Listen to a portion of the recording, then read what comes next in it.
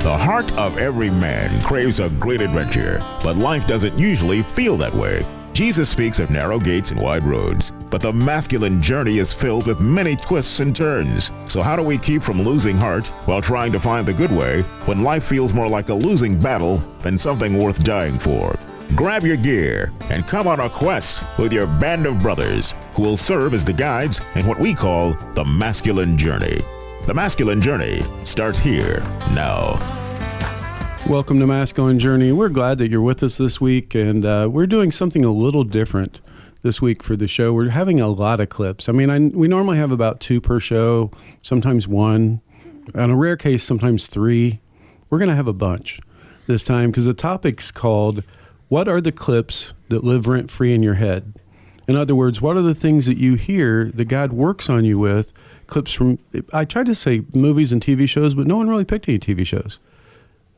Anybody that I've talked to, it's usually a movie, right? It's usually something to do with the movie because maybe they build up more of a back story or something like that. But all mine just kept coming back to movies. Ted Lasso's still relatively new. Oh, that's true. There are some there's good ones on Ted Lasso for sure. Ted Lasso clips. Yeah, and I've used some of them when they're playing darts and those kind of things. But I sent it out to our listeners and people are on our email group from the boot camps, and so anyone that's on our email group, I sent it out, and some of the people replied and gave us their clip and how God uses it. And so we're going to play some of those and talk about how God uses it for them. The first clip we have, it's kind of, I put it in the folder, but I think any one of us could speak to it. And it's from the movie, thank you, City Slickers, with Billy Crystal and Jack Palance is in this clip. And it's about these guys that go out to the West, and they're going to herd cattle as part of a adventure to find themselves. Dude ranch. Yeah, it's a dude ranch. And so we're going to pick up when the Jack Palance, the guy leading the thing, is talking to Billy Crystal. Do you know what the secret of life is? No, what? This. Your finger? One thing. Just one thing. That's great, but what's the one thing? That's what you gotta figure out. So, anyone want to speak to that clip? I know I can say something about it, but Robbie, I know you like this clip as well. Do you have anything you'd like to say about it? Yeah, how many times does God think that he's playing the part of Jack Palance? I mean, it's just, that's my thought. Yeah. And I love the invitation, right? That's what you got to figure out. Mm-hmm. And the beauty of figuring that out is it's a team experience. Right. I can't tell you how many times I've prayed like, God, I really need to know, what this particular show is going to be about, or what I need to do in this relationship. What's my next step here? Mm-hmm. And he's like, well, that's what you need to figure out. And the beauty of that is he knows. Yeah. Right? If he told Robbie, look, this is what your sermon needs to be about, it'd be, go get him, Tiger. He wouldn't hear from me again for the next, 3 weeks or whatever time it would be. But again, because of the invitation to go walk with him in that, it ends up with some of the best times of my life, really. Yeah, absolutely. I like the clip from the standpoint it makes you constantly have to look at what is your priority. Mm-hmm. Right? Because it seems like life is constantly throwing choices at us. Yeah. Right? And sometimes they're not good and bad choices. Yeah. They could be good and good choices, but there's probably a good and a better. Right? And it's a good way to kind of look at that and say, okay, what's the most important thing here for me, long term in my life to go do? I don't know. I mean, somebody early on in my Christian life as an adult told me to look at things differently. And I don't even remember who it was and exactly how they said it, but it was basically this question.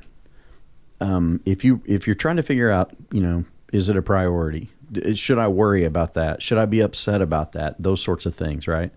The question is really, am I going to be upset about this in 5 years?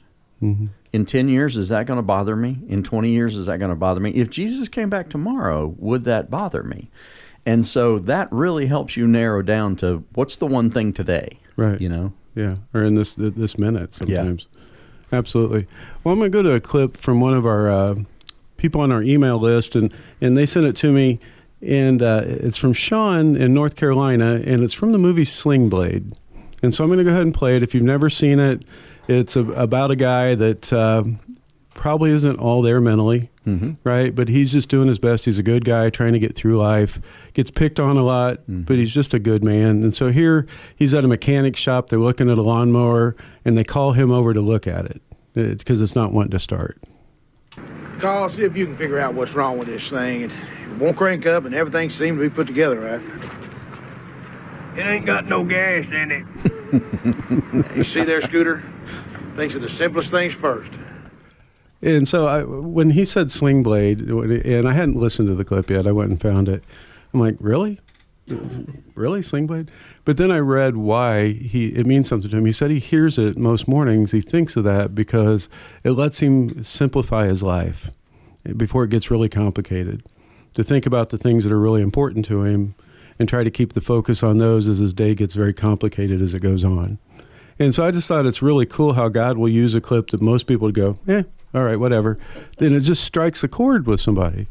And it stays with them, and it's something that God uses to remind him of things that he wants them to remember.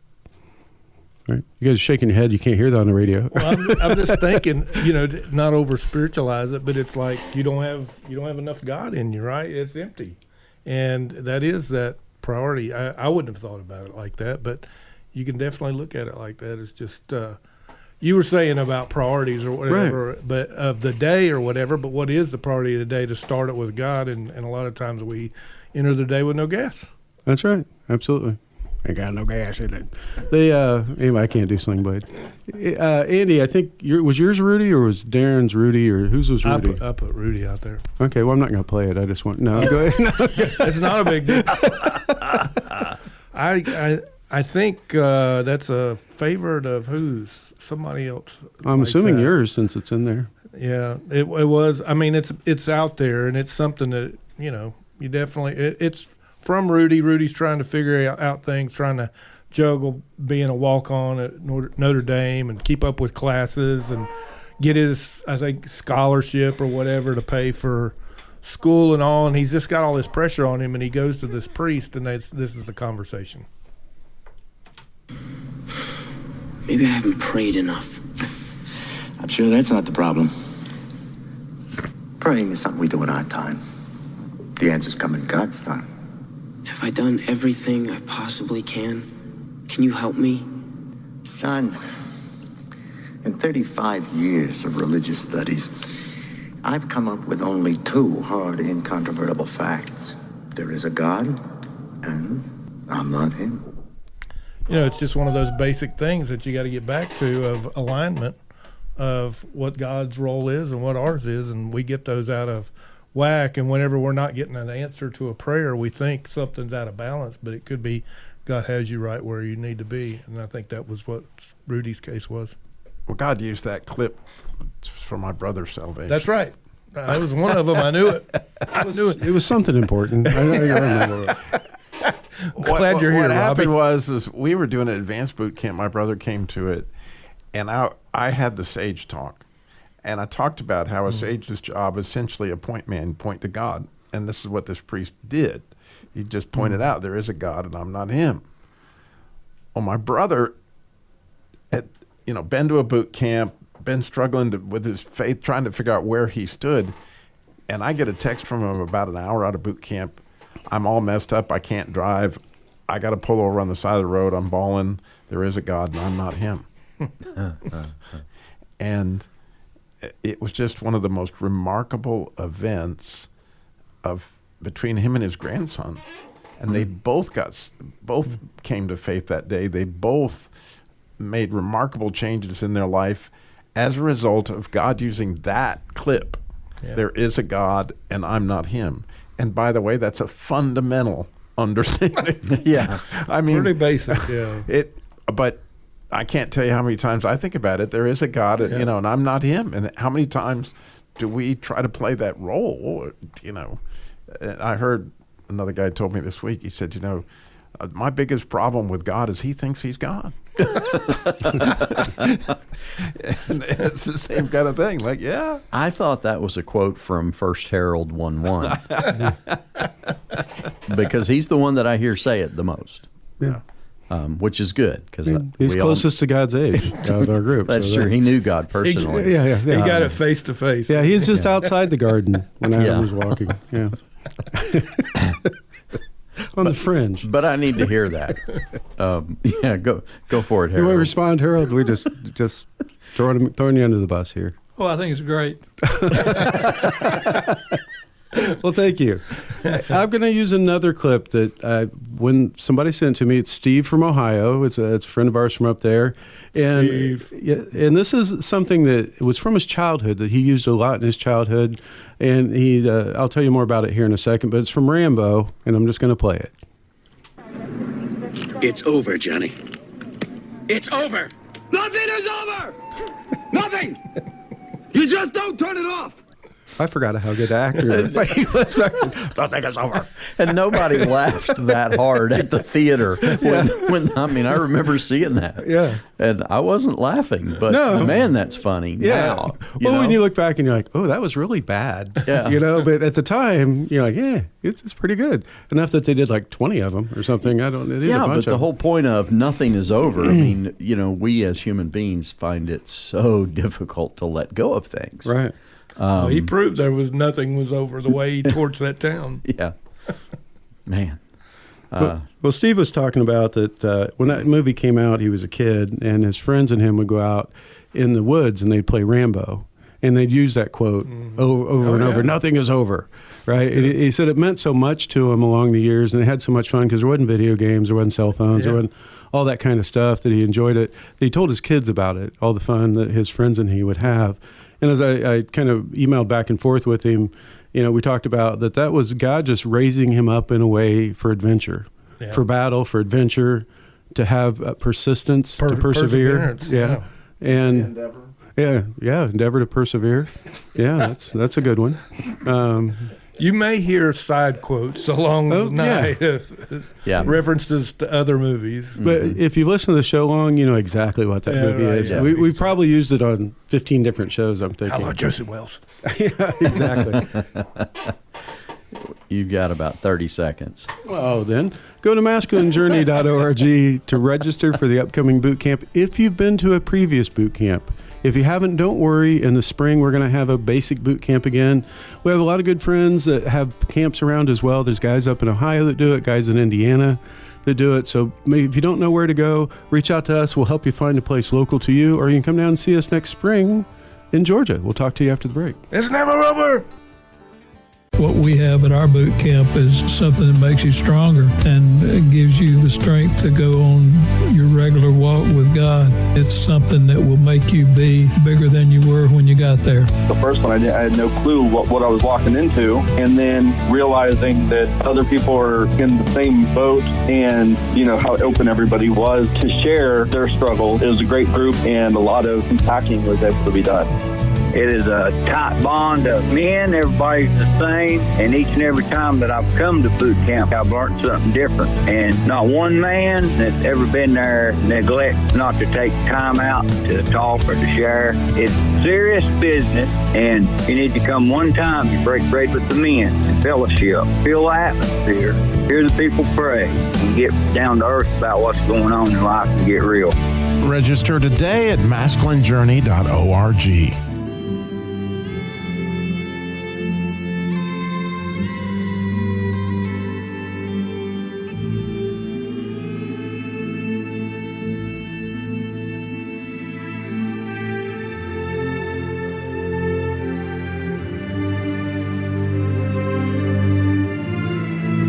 Yeah, there we go. Welcome back to Masculine Journey. I'm just sitting here talking and not realizing no one can hear me but me, and so which is pretty much most of how I feel most of the time. Anyway, no, that's an agreement. I won't make that one. Quotes. I'd like to tell you it's something that guys most often do. I think it's something that more times than not men do, but I think it also has to do not only with your gender, but also with your upbringing. Because all my kids quote movies all the time, and that's partly because I quote movies all the time. But it's a lot of fun that we have together, when something comes up and we can laugh at it, right? Can I take off here for just a second? Well, if you want to leave, go ahead. If I want to leave, that's not the takeoff I was talking about. You know, everything I submitted was stuff that I had picked up since I had come to the masculine journey, and all the while at Heart boot camps and stuff been to, and I didn't know a lot of these movies. I had a very select thing, you know, some stuff from Rocky and maybe Star Wars, or you know, but there's so many. That's Princess Diaries. No, that's Jim. That's a Jim thing. Don't you associate me with that? But I guess the thing is there's a lot of truth in these movies. That's why we play the clips, and you have these iconic quotes encapsulated within the clips, and I guess that the point I'm trying to make is that these do really impact our lives. I didn't grow up around it, quoting movies as much or anything, or that wasn't a thing, but it has become part of it quite a bit, you know. So, and there are things, you know, the whole idea. I think Darren has the clip out there. Open war is upon you, whether you would risk it or not. The biggest teacher to me, one of the things that opened me up to spiritual warfare in the way that it's taught within Wild at Heart comes from that Lord of the Rings, Two Towers. So anyway, just wanted to throw that out there. I appreciate that. I think for me, it really got entrenched in me. It was in college, because when I was in college, VCRs had just come out, and you could go to a place and rent things, and my friends and I rented Caddyshack. Must have rented it 15 times and watched it probably 40 times. You know, I can still quote just about every line from that movie. You know, and that's just what we did. Friday night, we'd go to the video store, Stripes, everything was out of that era. Meatballs, you know, some of the ones, and you can just quote them, you know, because it was part of your as you're coming into manhood or already into manhood, and they just kind of meant something. It brings back special memories. You know, my kids and I quote stuff we watched a lot with them, and it not only makes us laugh, but it takes us back to that memory point, you know, things that we've done together. But I'm going to play a clip from you, Darren. Do you want to say anything about it before I play it? Well, I could talk about it, but people probably couldn't handle it, so go ahead and play it. Here we go. Colonel Jessup, did you order the code red? You don't have to answer that question. I'll answer the question. You want answers? I think I'm entitled. You want answers? I want the truth! You can't handle the truth! I remember watching that movie the first time, and that line was just so powerful. And at the time, I would quote it, or almost everybody walking around would, hey, tell me really what that. Well, you can't handle the truth. And we kind of made fun of it. Well, now, as a father and a grandfather, there are often times when people will ask me, well, what do you think about, or da-da-da-da-da, what do what should I? And that quote comes back to me. Now, I don't usually scream at them that they can't handle the truth, but it does go through my mind, and I'm like, okay, how much of the truth can they handle right now? And what it brings me to is Jesus actually says this: I have much more to tell you, but you can't handle it right now. I mean, he doesn't say it exactly like that. That's Darren's in paraphrase the Jack Nicholson voice. It was the Jack Nicholson version of Scripture, yeah. But yeah, I mean, we're that way. People we deal with are that way, and wisdom is trying to figure out what can a person handle. Now, I'm not talking about deceiving people at all. I used to be the guy that gave you the whole truth. And it usually, people walked away screaming or throwing things at me, or, mad, or, man, I'm never asking that guy again, that sort of thing. I've matured a little bit. A little bit. I agree. I think in getting older, and I'm the third oldest here, I think, in the group, but in getting older, well, it'd be Harold and you than me. As I thought about it, Art's a year younger than me, but yeah, I just look really bad. That's what it is. But no, as you get older, there's a weird thing that happens. You get more discerning, but you just don't care, and that's a really weird thing to try to battle in your head. You're like, I'm just me, and I've just got to say what I think, and I don't want to hurt anybody's feelings, but I don't want to pose either. You know, but you are. I mean, you're more discerning, but at some level, you're just like, whatever. That brings up about 37 clips from Fried Green Tomatoes, actually. Yeah, it does. It does. Harold, what's some clips that you really you remember and you go back to? They didn't talk in those originals. Oh, that's right. They weren't talkies back then. Yeah, that's right. They're just music bites, right? Vaudeville. Yeah. Yeah, I like a lot of the ones out of Planes, Trains, and Automobiles. Yeah. Those aren't pillows. Sorry. You know, what's the temp? 1. Yeah, I'm trying to think. Oh yeah, well you love Secondhand Lions. That's one of your favorite movies as well. Oh yeah, for sure. Yeah, that's probably my favorite. Is the one where Hub tells the guy that he's only loved one woman, and a flea like you would never understand.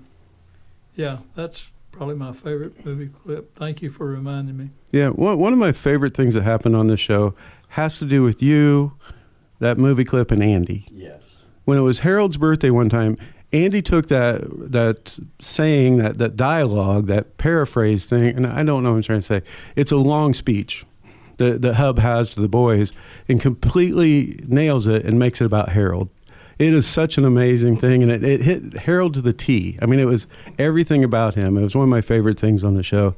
So if you haven't done that, go look up Harold's birthday, listen to that particular show. But Art, I'm gonna turn to you. You got to have movie clips that you like, man. I mean, you put one in the group, yeah, and you got to get on the screen so people can see the art. Movie clips. That was endeavor to persevere. Juan Dottie said that, and it's a work of art. It is. Yeah, we'll go back to Where art thou? We'll go back to my word of the year there with that, and I'm endeavoring to persevere, and right now we're trying to persevere through this drought we're having in North Carolina, and trying to keep the cows fed, and it's I had to change a few things around to make some forage for them in the summertime, but so it's always, I guess it's trials and tribulations. The Bible says there's one after another that you have to persevere through in this life, and I guess there's another Josie Wells quote. That's not Josie Wells. It's one of the other. It's a Clint Eastwood quote from one of the other westerns. He says, "I feel that a man such as yourself can manage it." And well, I just like that saying. Okay, I thought it was Right Turn, Clyde. I didn't. Oh yeah, that was it. Yeah. Every Which Way But Loose. I remember that one. I'm going to go back. We have a lot of clips we could play from Bagger Vance. We actually have a few of them here. I'm going to play one that I put in there because this is my original thing that I picked that I wanted to talk about the most, and because it's one I come back to quite often.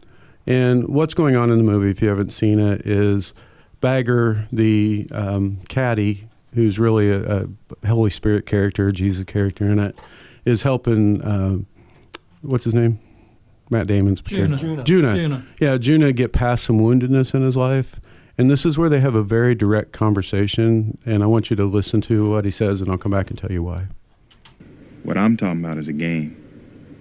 Game that can't be won, only played. You don't understand. I don't need to understand. And a soul on this entire earth ain't got a burden to carry he don't understand. You ain't alone in that.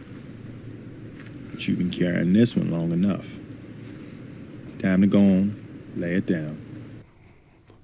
It's that second part of that for me that really hits. You know, it's not the I don't need to understand, but it's the everyone has a burden to carry they don't understand.